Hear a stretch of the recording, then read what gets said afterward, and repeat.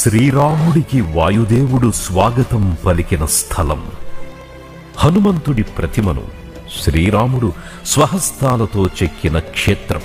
కోరిన కోర్కెలు తీర్చే కొంగు బంగారం, కష్టాలను దాటే ధైర్యాన్నిచ్చే అఖండ బలం. గండి ఆంజనేయుడు లక్షల కుటుంబాల ఇలవేల్పు. దేశంలో 108 ప్రముఖ హనుమ క్షేత్రాలుంటే అందులో 107 ఆలయాల్లో ఆంజనేయుడు స్వయంభువై వెలిశాడు.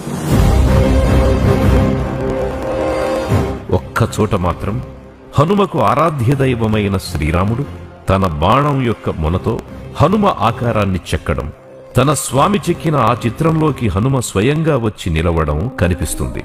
అదే కడప జిల్లా గండిలోని వీరాంజనేయ స్వామి దేవాలయం. ఇక్కడ సజీవమైన హనుమాన్ మూర్తి దర్శనమిస్తుంది. రఘునందన రఘు రఘునందన రఘువర సేవన రఘుపతి ఛాయన శతయోజన శత శతయోజన శరధి నియోజన శర పరిలంఘన. గండి క్షేత్రంలో ఆంజనేయ స్వామి విగ్రహానికి చిటికెన వేలు ఉండదు. ఎవరైనా స్వామి చిటికెన వేలును చెక్కేందుకు ప్రయత్నిస్తే విగ్రహం నుంచి రక్తం వస్తుంది. ఇక్కడి మూర్తిని సజీవ ఆంజనేయ స్వామి మూర్తిగా కొలుస్తుంటారు. ఆంజనేయుడి సహకారంతో రావణాసురుణ్ణి సంహరించి సీతతో కలిసి శ్రీరాముడు అయోధ్యకు తిరిగి పయనమైనప్పుడు గండి క్షేత్రానికి వస్తాడు. సీతారాముల రాక తెలుసుకున్న వాయుదేవుడు శ్రీరాముడికి స్వాగతం పలుకుతూ తన తపోబలంతో 2 కొండలను వేరు చేసే పాపాగ్ని నదిపై బంగారు తోరణాన్ని నిర్మిస్తాడు. అక్కడ స్వామివారు ఉన్న సమయంలో సీతమ్మ వారి కోరిక మేరకు తన బాణపు ఉలితో ఆంజనేయుడి విగ్రహాన్ని శ్రీరాముడు చెక్కుతాడు. అయోధ్యకు చేరే ముహూర్తం దగ్గర పడుతోందని విగ్రహాన్ని పూర్తి చేయకుండానే అక్కడి నుంచి బయలుదేరుతాడు. ఇందుకు ప్రతీకగా ఆంజనేయుడి చిటికెన వేలు ఉండదు. ఇక్కడ శ్రీ వీరాంజనేయ స్వాముల వారికి అనాది కాలం నుండి కూడా పాంచరాత్ర ఆగమ వడహలై సాంప్రదాయం ప్రకారము అహోబిళ మఠము పీఠాధిపతి యొక్క ఆదేశానుసారము ఇక్కడ నిత్య పూజాధికాలన్నీ కూడా జరుగుతూ ఉంటాయి. అదేవిధంగా ఈ 2 కొండలకు కూడా రాముల వారికి కోసం నిర్మించినటువంటి బంగారు మకర తోరణము మొట్టమొదటిసారి 1807 సంవత్సరాల మధ్యకాలంలో సర్ థామస్ మన్రో అనే బ్రిటిష్ కలెక్టర్కు కనపడినట్లు కూడా మన కడప జిల్లా గజెట్లో కూడా ఉండడం మనము చూడొచ్చు, నేటికి కూడా చూడొచ్చు. శ్రీరాముడు గండి క్షేత్రానికి వచ్చింది శ్రావణ మాసంలోనే. అందుకే ఇక్కడ శ్రావణ మాసంలో ప్రత్యేక పూజలు చేస్తారు భక్తులు. ప్రత్యేకించి శ్రావణ మాసంలో వచ్చే శనివారాల్లో ప్రత్యేక ఉత్సవాలు ఇక్కడ కన్నుల పండువగా నిర్వహించబడతాయి. వివిధ రాష్ట్రాల నుంచి భక్తులు వేలాది సంఖ్యలో వస్తుంటారు. చివరి శనివారం వీరాంజనేయుణ్ణి ఒంటె వాహనంపై పురవీధుల్లో ఊరేగిస్తారు.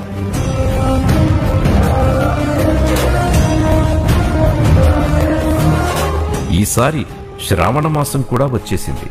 అయితే స్వామివారి నిజరూప దర్శనానికి భక్తులకు అవకాశం లేకుండా పోయింది. ఆలయ పునర్నిర్మాణ పనులు పూర్తయినా పునఃప్రతిష్టకు నోచుకోవడం లేదు. ఆయన జగన్ సార్ లేనిది ఇక్కడ ఏ పని కదలడం లేదు. జగన్ సార్ ఉంటేనే మాకు ఆ పనులు కుదురుతున్నాయి. మూల విగ్రహాన్ని మాకు దర్శనం ఇప్పిస్తే చాలా మంచిగా ఉంటుంది. వచ్చే భక్తులకందరికి కూడా సౌకర్యాలంతా బాగుంటాయి. మేము దీని శ్రావణ మాసాల్లో వెంటనే లోపల జరిగితే మేమందరం భక్తులమందరం సంతోషిస్తాము.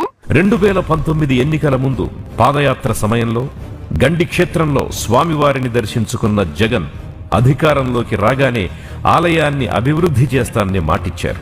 ఇచ్చిన మాట ప్రకారం 2019లో సీఎంగా బాధ్యతలు తీసుకున్న తరువాత 2020 డిసెంబర్ 24వ తేదీన ఆలయ పునర్నిర్మాణ పనులకు భూమి పూజ చేశారు జగన్మోహన్ రెడ్డి గారు. మాట తప్పని మడమ తిప్పని మనిషిని నిరూపించుకున్నారు.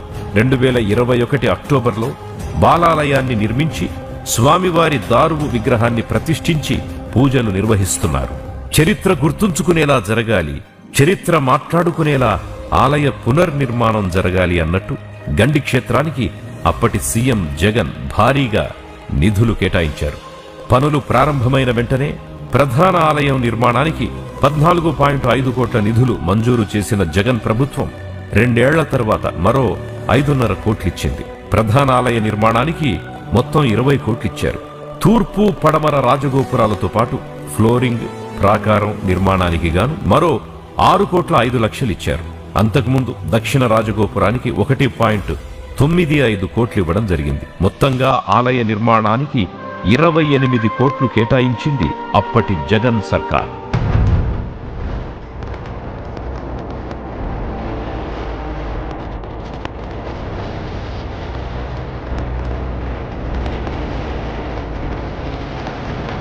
ఈరోజు గండి క్షేత్రం నందు శ్రీ వీరాంజనేయ స్వామి వారి యొక్క దేవాలయం శీఘ్రంగా భక్తుల దర్శనానికి కల్పించే విధంగా ఇప్పుడు బాలాలయంలో కల్పిస్తున్న దర్శనం అది కాదు, నిజమైన మూర్తి లోపల గర్భాలయంలో ఉండేటువంటి మూర్తిని దర్శించుకోవాలని చాలా మంది అనుకుంటున్నారు. కాబట్టి ఆయన యొక్క దర్శనాన్ని త్వరగా ఈ బాలాల అష్టబంధన మహాకుంభాభిషేకాన్ని చేసి ఈ అహోబిల పీఠాధిపతులు శ్రీ రంగనాథ్ యతీంద్రుడి వారి యొక్క ఆలోచనను వారి యొక్క సలహాను తీసుకుని అలాగే పాంచరాత్ర వడగల సంప్రదాయమైనటువంటి పండితుల యొక్క ఆలోచనను కూడా తీసుకుని దీన్ని త్వరగా శీఘ్రంగా బాలాలయ మహాసంప్రోక్షణ అష్టబంధన మహాకుంభాభిషేకం చేయాలని మేము కోరుతూ ఉన్నాము. వైసీపీ హయాంలోనే ఆలయ పునర్నిర్మాణ పనులు 95% పూర్తయ్యాయి. మిగిలిన 5% పనులను చేయకుండా నిర్లక్ష్యం చేస్తూ దానిని అడ్డుపెట్టుకుని ఆలయ పునఃప్రతిష్టను కావాలని ఆలస్యం చేస్తున్నారని, తమకు స్వామివారి నిజరూపాన్ని దూరం చేస్తున్నారని మొరపెట్టుకుంటున్నారు భక్తులు. ప్రధాన ఆలయంలో కాకుండా బాలాలయంలో స్వామివారికి 2 ఏళ్లకు మించి పూజలు నిర్వహిస్తే మంచిది కాదు అని భక్తుల నమ్మకం. ప్రధాన ఆలయ నిర్మాణపు పనులు పూర్తయినా పునఃప్రతిష్టకు మాత్రం నోచుకోవడం లేదు. దీంతో స్వామివారి నిజరూప దర్శనం లభించకపోవడంపై భక్తులు నిరాశ వ్యక్తం చేస్తున్నారు. ప్రజలందరి కోరిక ఏమంటే మాకు మూల విరాట్ విగ్రహం చూపించాలని అనేది ఉంది.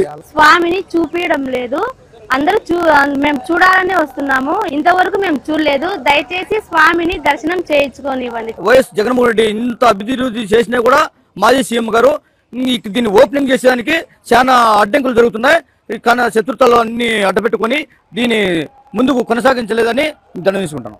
వీలైనంత ఒక భక్తునిగా మేము కోరుకునేది ఏంటంటే ఆయనకు ప్రతిగా పెట్టిన ప్రతిమకు పూజ చేసేదానికంటే అంత విశిష్టత గల ఈ క్షేత్రంలో ఆ స్వామినే దర్శించుకోవాలనుకుంటారు. కాబట్టి వీలైనంత త్వరగా గుడి నిర్మాణ పనులు ఏవైతున్నాయో అవి త్వరగా చేసి ఆయన దర్శనం కలిగి ఎంత త్వరగా చేసుకోవడానికి భక్తులకు సౌకర్యం కల్పిస్తే అంత మంచిదని కోరుకుంటున్నాం. స్వామివారిని బాలాలయంలోనే పూజించడం కొందరు భక్తులు అపశకునంగా కూడా భావిస్తున్నారు. వేంపల్లె, చక్రాయపేట మండలాల్లో 100 ఎకరాలు నీళ్లు లేక ఎండిపోతున్నాయని, కరువు వెంటాడుతోందని, స్వామివారికి కోపం వచ్చిందని, అందుకే ఇలా జరుగుతుంది అని అంటున్నారు. ఆలయ పునఃప్రతిష్ఠ కోసం అవసరమైతే నిరాహార దీక్షలకు సైతం సిద్ధమంటున్నారు ఇక్కడి నాయకులు. ఆలయ పునఃప్రతిష్ఠ జరిపించాలని కోరుతూ ఎక్కిన మెట్లు ఎక్కకుండా, దిగిన మెట్లు దిగకుండా అధికారులు, స్థానికాధికార పార్టీ నేతల చుట్టూ తిరుగుతున్నా ఫలితం లేదని ఆలయ చైర్మన్ వాపోతున్నారు. ఎక్కడ ప్రస్తుతమున్న పాలక మండలి సభ్యులకు మంచి పేరు వస్తుందోనని కూటమి ప్రభుత్వం అలసత్వం వహిస్తుందని అంటున్నారు. ఈవో, కలెక్టర్, మంత్రి ఇలా దాదాపు 18 సార్లు వారి దృష్టికి తీసుకెళ్లినా కనీసం పట్టించుకున్న పాపాన పోవడం లేదని వాపోతున్నారు. పునఃప్రతిష్ఠ కోసం అవసరమైన నిర్మాణాలు, ఏర్పాట్లు అన్నీ సిద్ధంగా ఉన్నా కావాలని ఆలస్యం చేస్తున్నారని అంటున్నారు. అందరికీ నమస్కారం. నా పేరు కావలి కృష్ణతేజ, చైర్మన్ శ్రీ గండి వీరాంజనేయ స్వామి దేవస్థానం, వైఎస్ఆర్ కడప జిల్లా. గండి వీరాంజనేయ స్వామి దేవస్థానంలో ఆలయ పునఃప్రతిష్ఠ గురించి జనాలకు కన్ఫ్యూజన్ ఉంది. ఎప్పుడు పునఃప్రతిష్ఠ అవుతుంది అనేది చాలామంది అడుగుతున్న పాయింట్. పోయిన గవర్నమెంట్ వైఎస్ జగన్మోహన్ రెడ్డి గారి ముఖ్యమంత్రిగా ఉన్నప్పుడు సీజీఎఫ్ గ్రాంట్ కింద 28 కోట్ల నిధులు అనేవి మంజూరు చేయడం జరిగింది. వాటిలో 20 కోట్ల పనులు ప్రధాన ఆలయానికి ఇవ్వడం జరిగింది. ఆ ప్రధాన ఆలయానికి సంబంధించి పూర్తి పనులు కంప్లీట్ అవ్వడం జరిగింది. దానికి సంబంధించిన నిధులు మంజూరు అవ్వడం జరిగింది. ఈ దానిను కరెక్ట్గా ఏ పీఠాధిపతిని అడిగినా, ఏ ఆగమ సలహాదారుని అడిగినా కూడా వాళ్ళు క్లియర్గా మెన్షన్ చేసేది ఏంటంటే, ఒక గుడి పునఃప్రతిష్ఠ చేసుకోవాలంటే దానికి కావాల్సిన ప్రధాన థింగ్స్ ఏంటంటే, ఒక ఆలయానికి గర్భాలయము, అంతరాలయము, మహామండపము, అదే మాదిరి గర్భాలయానికి పైన ఆలయ గోపుర శిఖరము. ఇవన్నీతో పాటు స్వామివారికి మనకి ఇక్కడ ద్వీపస్తంభం ఉంటుంది. సంబంధించిన స్వామివారి వాహనం, వంట వాహనం ఏర్పరచుకోవాలి, బలిపీఠం ఏర్పరచుకోవాలి. దీనిలో ఒక దీపస్తంభం ఏర్పాటు చేసుకోవడము, బలిపీఠం ఏర్పాటు చేసుకోవడం తప్పితే మిగతాటన్నీ కంప్లీట్ అయిపోయినాయి. కానీ పునఃప్రతిష్ఠ చేసుకునేదానికి ఇప్పటికీ అంటే ఒక 3 నెలల నుంచి ఇక్కడ సంబంధించిన ప్రతి ఒక్క రాజకీయ ప్రతినిధులు, దాని తర్వాత అధికారులు వచ్చి చూసి ఒరే ఇవన్నీ రెడీగా ఉన్నాయి కదా, శ్రావణ మాసం కన్నా ఓపెన్ చేయండి అని ప్రతి ఒక్కరు నెత్తి నోరు కొట్టుకున్నా ఇక్కడ దీని గురించి కనీసం పట్టించుకునే పాపాన్ని ఎవరు పోలేదు. మేము కలెక్టర్ గారికి విన్నవించడం జరిగింది. దాని తర్వాత ఆర్జేసీ గారికి, కమిషనర్కి అందరికీ చెప్పడం జరిగింది.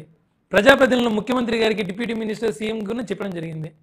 సాక్షాత్తు కలెక్టర్ గారే వచ్చి ఇది చూసి మేము శ్రావణ మాసం లోపల చేస్తామని చెప్పడం జరిగింది.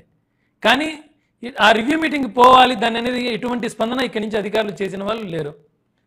పైపెచ్చు ఆర్జేసీ వారు, మా తిరుపతి ఆర్జేసీ వారు వచ్చి జూన్ లోపల ఇది ఆలయం పునఃప్రారంభం చేసుకునేదానికి ఆ మిగిలి ఉన్న పనులన్నీ హెల్ప్ చేయమని చెప్పడం జరిగింది.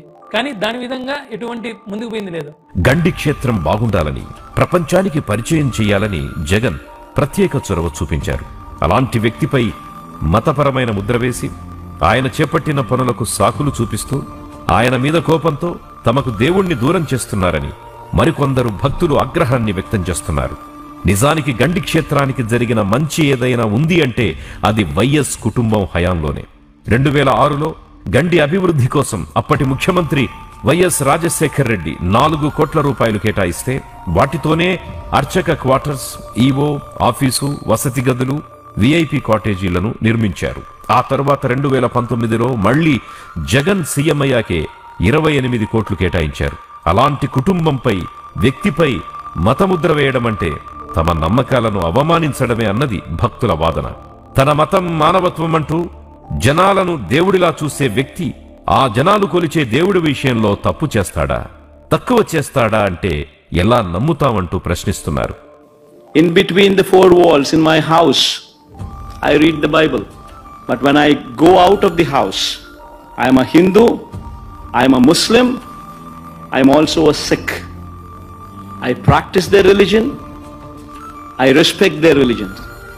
I am an Indian. Someone were to ask what my religion is, humanity is my religion. You want to have a declaration on that? Please go ahead and have that declaration as mine. Humanity is my religion. గండి క్షేత్రానికే కాదు, ఒక్క పులివెందుల నియోజకవర్గంలోనే ఆలయాల అభివృద్ధికి దాదాపు 150 కోట్ల రూపాయలు ఖర్చు చేశారు జగన్. మాకు వచ్చేసి ఇక్కడ జరిగిందంటే వేంపల్లి, చక్రపేట మండలాలకు ఈ పుణ్యక్షేత్రము గండి క్షేత్రము ఓన్లీ వైఎస్ కుటుంబం ద్వారానే జరిగింది. సాక్షాత్తు గండి ఆంజనేయ స్వామి దగ్గరకు వచ్చేసి ఆయన జగన్ సార్ డైరెక్ట్ వచ్చేసి ఇక్కడ మాకు మాట ఇచ్చినాడు. 28 కోట్లు పెట్టేసి నేను గుడి దేవస్థానాన్ని డెవలప్మెంట్ చేస్తానని చెప్పేసి చెప్పినాడు. వెంటనే శాంక్షన్ చేసేసి కంప్లీట్ చేసేసినాడు. పునఃప్రతిష్ఠ కార్యక్రమం కోసం, స్వామివారి నిజరూప దర్శనం కోసం ఆర్తి నిండిన కళ్లతో భక్తులు ఎదురు చూస్తున్నారు. 4 శ్రావణ మాసాలయ్యాయి. అయినా స్వామివారి నిజరూప దర్శనం లభించడం లేదు. ఇది పాపమో శాపమో తెలియదు, స్వామివారి కోపమో అర్థం కావడం లేదు. భక్తుల మనోభావాలను, అభిప్రాయాలను, కోర్కెలను దృష్టిలో పెట్టుకుని రాజకీయాలకు అతీతంగా ముందుకు రావాల్సిన అవసరం ఉన్నది. స్వామివారి పునఃప్రతిష్ఠకు వెంటనే నడుం బిగించాలి అనే అభిప్రాయాలు వినిపిస్తున్నాయి. దీనికి సిద్ధం అని ఆలయ కమిటీ చెబుతోంది. అయినా అధికారుల నుంచి ఏ స్పందన లేదు. సనాతన ధర్మాన్ని కాపాడుతామని అంటున్న ప్రభుత్వ పెద్దలు జనాల నమ్మకాలను లెక్కలోకి తీసుకోవాలని, ఆలయ పునఃప్రతిష్ఠకు ముందుకు రావాలని భక్తులు కోరుతున్నారు. జయ కీర్తన జయ జయ కీర్తన జయ హయ ప్రాపున జయ విడతాపుగని